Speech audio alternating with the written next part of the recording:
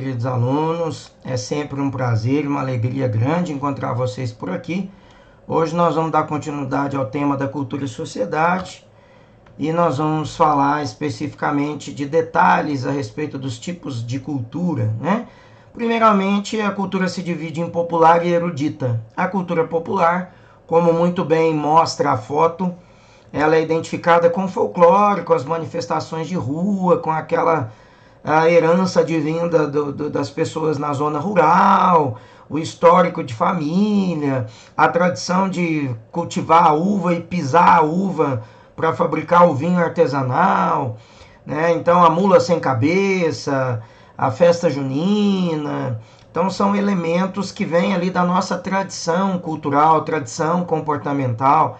Não demanda ir à escola, não demanda a universidade, não precisa da gente aprender isso de um modo intelectual, né? A cultura popular é essa que manifesta no nosso dia a dia, através das várias manifestações e expressões que vêm resumir aquilo que nós somos, a herança que nós recebemos dos nossos antepassados, aquilo que forma necessariamente a tradição e o comportamento de um determinado povo. Então, o fandango no Rio Grande do Sul, a vaquejada no Centro-Oeste, no norte de Minas e aqui na região Sudeste, nós vamos ter o rodeio. Lá no Nordeste nós vamos ter festas típicas relacionadas com a questão do gado, as festas agropecuárias, assim como nós temos o São João, o fandango e a típica festa junina para nós na região Sudeste. Então, isso é cultura popular, é da cultura, né, da zona rural, suburbana, é aquela do dia a dia das cidades, aquilo que marca necessariamente o histórico e as tradições de um determinado povo. A sua produção está sempre empenhada, né, em resgatar as tradições e os valores culturais, não seguindo assim as tendências da moda, né? Elas mantêm vivo aqueles aspectos mais marcantes, tradicionais, que identificam um povo, uma história, uma cultura, um comportamento, né? Então, ela não precisa, como eu disse, da gente frequentar escola, universidade, não precisa a gente ter ali leituras de livros e doutrinas, né? A gente adquire através dessa produção do dia a dia, das tradições, das manifestações, reporta festas típicas, religiosidade, né? E assim como nós estamos vendo os bonecões aí do Carnaval de Olinda, que marca uma festa tradicional do Carnaval, e em especial o Carnaval em Olinda é o único que mantém essa tradição em primeira via, né, dos bonecões, que isso acabou sendo exportado até para fora do país. Então é uma identidade, é uma característica, ela resume uma tradição, uma cultura. Por detrás dessa tem várias manifestações artísticas e culturais, né? Já a cultura erudita é a cultura clássica, é aquela que a gente precisa estudar, tem os bancos universitários, nós vamos ler a doutrina, passar por técnicas de aprendizagem, né? O maestro, para poder reger uma orquestra, ele tem ali toda uma simbologia característica a partir da partitura que ele está lendo, e mais os gestos que ele faz com a batuta, que é a varinha, né, que ele está regendo a orquestra. Ele vai identificar acordes, entonação, né, quando entra o grave, o baixo, o soprano. Há uma série daqueles que são os instrumentos de corda, de sopro. Então, há toda uma manifestação que a gente precisa aprender, né? Nós precisamos frequentar o curso, né? Frequentar a universidade, entender de partitura, para que a gente possa interpretar essa cultura erudita, né? Quando a gente vai, por exemplo, a um espetáculo como a ópera, as pessoas choram, é uma emoção, e muita gente não sabe por que as pessoas choram tanto no espetáculo de ópera, né? Exatamente porque não tem ali dentro da sua tradição o entendimento, a compreensão, né? Não consegue interpretar aquilo que a voz, a entonação, todo o teatro, né, que tem dentro do espetáculo de ópera reproduz para aqueles que já têm essa familiaridade, o estudo, o entendimento, porque já passaram por várias leituras, já viram outros espetáculos, né, conseguem ler e interpretar a crítica a respeito desse tema, dessa produção artística. E, portanto, essa é uma cultura erudita, que vai depender de fato do intelectual, da formação, da leitura, do treinamento, de cursos, e que a gente não aprende no dia a dia, nas ruas e nos subúrbios, nas nossas cidades, ou mesmo na zona rural, tá? Então a cultura de massa é aquela identificada com os veículos de comunicação, os órgãos de comunicação de massa que massificam, que doutrinam, entre aspas, porque passam informações, né, ditadas, comportamentos. Há sempre uma linha editorial, uma linha determinada por detrás de quem financia os veículos de comunicação para passar uma maneira de interpretar, uma visão, um comportamento cultural. Às vezes pensando na ideologia política, às vezes pensando simplesmente no consumismo, às vezes esvaziando o intelectual para que não perceba com clareza o que está cercando, o que perpassa a sua vida no cotidiano. Às vezes simplesmente para reproduzir como se fosse uma manada, né? Ao exemplo do Nietzsche, né? Uma reprodução de manada, de comportamentos mecânicos, seguindo a onda, assim, onde vai a boiada, vai toda aquela boiada estourada, segue, né? O primeiro ali que vai na matriz do rebanho, na cabeça do rebanho. Então a mesma coisa funciona metaforicamente com os veículos de comunicação de massa na nossa vida. Eles vêm impor a gente uma maneira de ver, de pensar, de interpretar, de sentir. Eles alteram inclusive o nosso amor, o nosso sentimento, a nossa reflexão. Fazem com que a gente interprete uma determinada temática a partir de um viés político, de um viés econômico, reproduza comportamentos políticos na urna, na rua, batendo panela, manifestando, e outras vezes de uma maneira totalmente pacífica, passiva, alienada, parada, mesmo quando acontece graves exemplos de corrupção, graves exemplos de filhos que cometem corrupção, como nós estamos passando atualmente. E ainda assim as pessoas estão pacíficas, neutras. Por quê? Porque os veículos de comunicação de massa não as massificaram, não as impôs um tipo determinado de comportamento. E é exatamente esse o comportamento da massa. Fazer o que todo mundo faz, gostar aquilo que está na onda, né? Aquilo que surfar nas ondas, tanto para adquirir likes quanto para gerar consumo. E é exatamente um dos grandes objetivos dos meios de comunicação de massa, porque os meios de comunicação de massa estão diretamente ligados à indústria cultural, que fatura bilhões, né, com o consumo de entretenimento como se fosse cultura. E isso nós já estudamos em aulas anteriores. Então tá aí a indústria cultural. A indústria cultural é aquela que vende futilidade, é aquela que vende supérfluo, é aquela que vende entretenimento e diversão como se fosse cultura.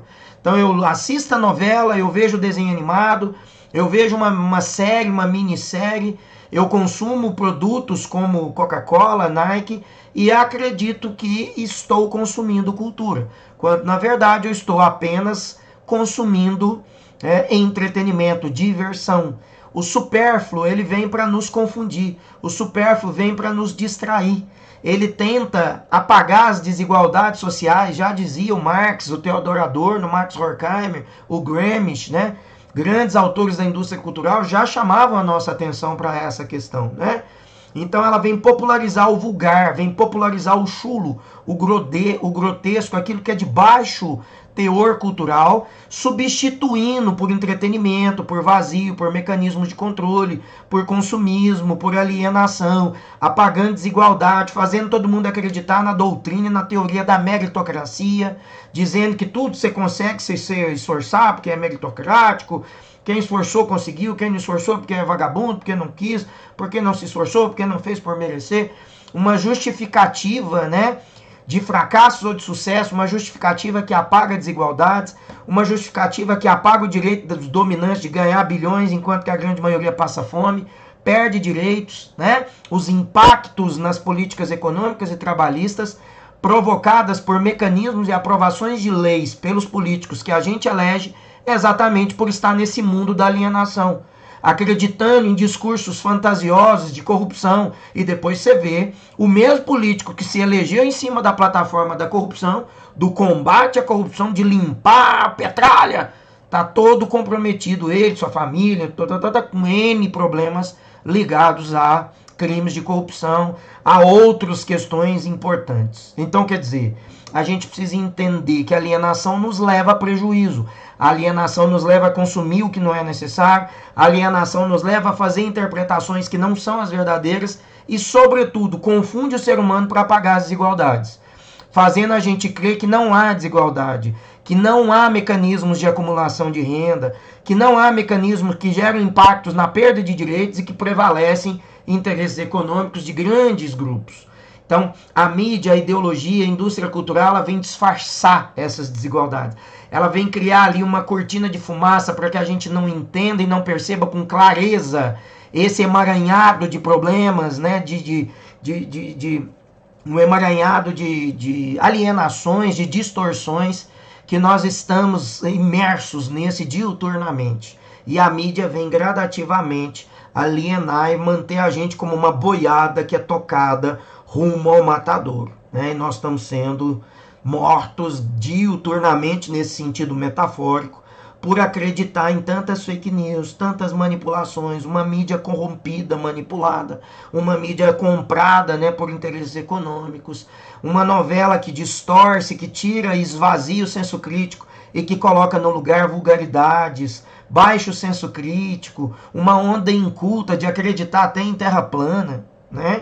Então, quer dizer, uma onda inculta, uma onda totalmente imprópria para quem está no pleno século XXI, com tantos processos tecnológicos, científicos aprovados.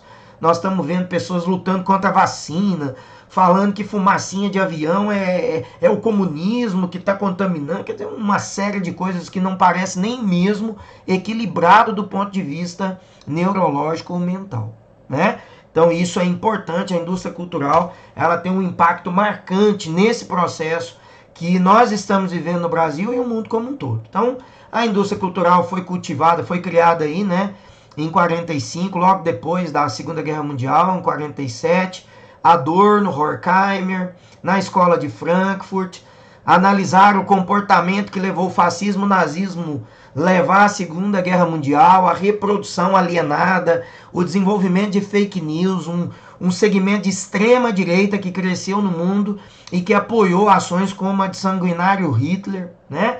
Então tudo isso foi tema de reflexão da indústria cultural, chamando a nossa atenção por essa razão instrumental que se torna instrumento de manipulação, instrumento de reprodução do ganho, do lucro de grandes empresas, de grandes ganhos internacionais, sistema financeiro, bancário, em prejuízo da nossa vida, da nossa dignidade, da percepção clara do indivíduo com autonomia da realidade que o cerca, né? Então a indústria cultural tem um papel importante na reprodução dessa mesmice, dessa alienação, na reprodução de modelos políticos e ideológicos que vêm cada vez mais garantir mecanismos de extrema-direita, racismo, homofobia, retirada de direitos, corte em programas sociais, né, o uso de violência, a ideia de armar todo mundo. Então, esses discursos muito disseminados nesses últimos 5 anos no Brasil e no mundo ganharam força com a conivência de uma indústria cultural que esvazia o nosso senso crítico e que coloca uma instrumentalização a serviço do capital, uma instrumentalização a serviço de ideologias político-partidárias que escondem desigualdade, que massacram aqueles que lutam contra esse modelo, que disseminam ódio contra grupos, né, e minorias, partidos de esquerda, que disseminam, que digam que professores que falam sobre esse tema, como nas aulas de filosofia, de sociologia, que a gente dá aula de indústria cultural,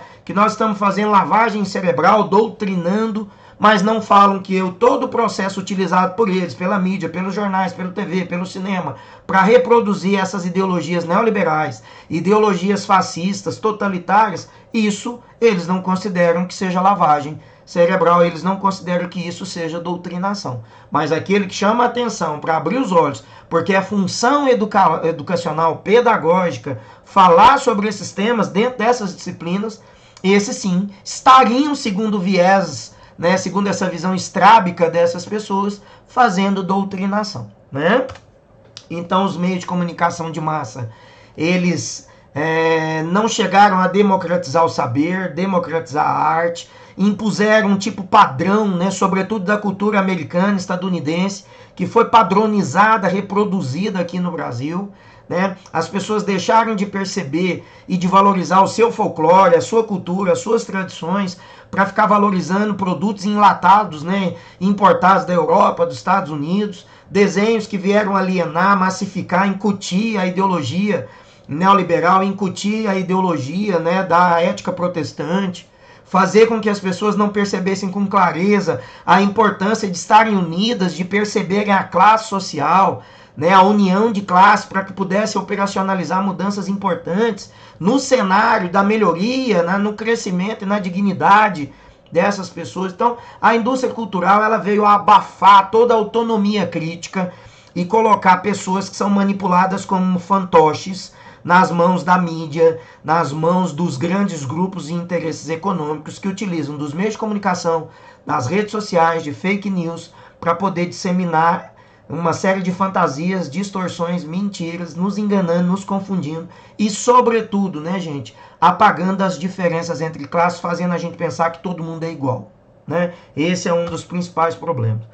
Então, ao maquiar o mundo dos anúncios, né, que divulga, que acaba seduzindo as massas, levando a gente a consumir mercadoria, mesmo quando não precisa, a fim de que a gente não veja a exploração, que não veja que nós estamos perdendo direitos, que a própria pandemia provou leis que tirou direito, tornou a uberização das relações de trabalho, tirou direito na terceirização, tirou direito na previdência, tirou direito trabalhista, o projeto da carteira verde e amarela que impacta diretamente no jovem, no emprego do jovem, e tá todo mundo, né, falando de nada com nada, sem senso crítico, sem fazer leituras e reproduzindo e elegendo candidatos que vão reproduzir ainda mais esse viés da alienação que nós estamos aqui discutindo nessa aula, tá?